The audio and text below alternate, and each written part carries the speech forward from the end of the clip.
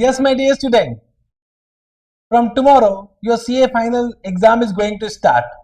And from day after tomorrow, CA Inter exam is also going to start. In this video, I'll just give you some tips about how to use 15-minute reading time effectively.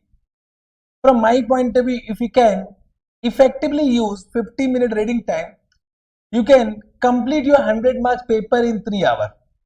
Therefore, using 15-minute reading time is very much important. Normally, I have seen that students don't know what to do in that 15 minutes and therefore they don't use it effectively.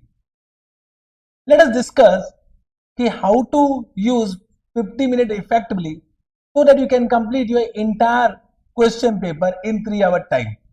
But before we start the discussion, if you are new to this channel, don't forget to subscribe this channel and do like this video and share this video with all your friends. Now, in this video, I'll give you 5 mantra to use your 15-minute reading time effectively. Just try to understand once you receive descriptive question paper, I hope you all know that in the 15-minute time, initially you will be given your descriptive question paper. MCQ based question paper will not be given to you. And the answer paper will also not be given to you. So only you will be having your descriptive question paper. Now once you receive that, I will say that for 1 minute, close your eyes. In that 1 minute, just think about your parents. Just take the blessing from your parents. Think about the God. Take the blessing of the gods to whomever you believe. And by closing the eyes, just say that you are best and you are going to give your 100%, 1000% in this exam. Correct? Believe me, it will give you super energy before writing the exam. Just do that. So take your 1 minute and just get the super energy. Now after that, what you should do in this 50 minutes, once you receive the question paper, after that 1 minute, you should go through the entire question paper. Now when I say go through the entire question paper, does not mean you need to read each and every question, which is impossible to read in 50-minute time. So in that time period, you should only go through the requirement of the question so that you can understand from which chapter the question have been asked and which concept the question have been asked. Means from my point of view, if you read the first para and the last para, you will be able to understand from which chapter the question have been asked. You need to just identify the chapter and the concept from which the question have been asked. Can I say if you can do it, you can understand in which chapter you are strong, in which chapter you are not strong. That you can understand. So initially, don't read the entire question paper. Only just go through each question so that you can identify from which chapter the question have been asked. Okay, this much. Then after that analysis, once you know in which chapter you are good, in which chapter you are not good, you can identify one question which you can leave. Just identify that. Means you all know that in the descriptive question paper, question number 1 will be mandatory.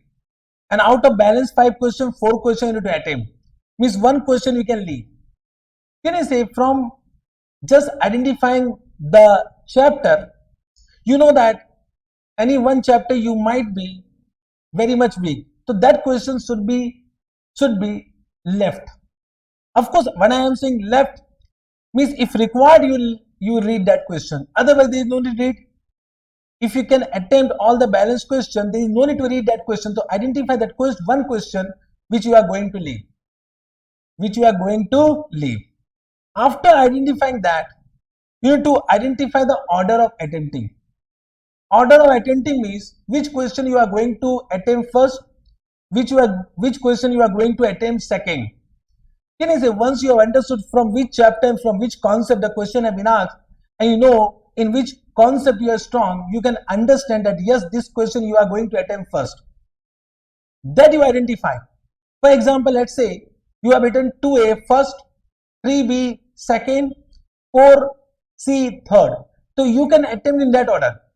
Normally a doubt comes that can we attempt in that sequence? Yes, you can attempt. So you can first attempt 2A, then after that 3C, then 4A, whatever. Correct? In that sequence you can order. In that sequence you can attempt. Only one point you need to be careful that whenever you are writing a new question, then write down that new question with a new page. But in any order you can attempt. There is no need to attempt. If you are attempting question number 2, the question number 2 A, B, C, D, you are not supposed to attempt that all together. In any order you can attempt. No marks will be deducted for that. So can you see, you can easily identify which question you are going to attempt. That much you need to identify in this 15 minutes. Doing this, I will say your 10 minutes will be over.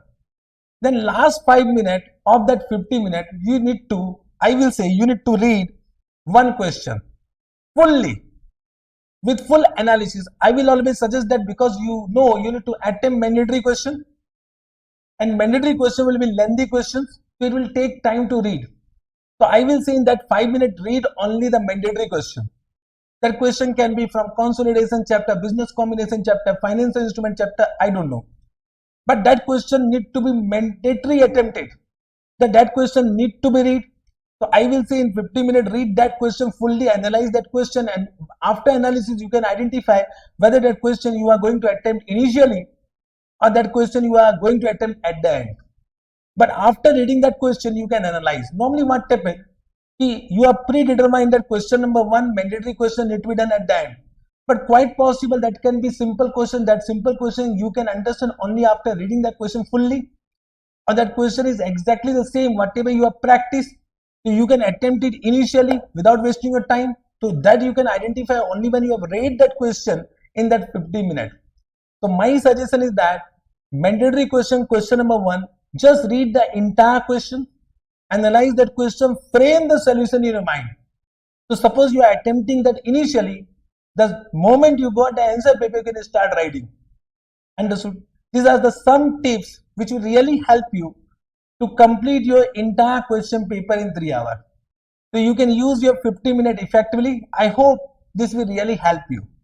Correct? All the best for your examination. All the best for your result. Bye bye. Love you all.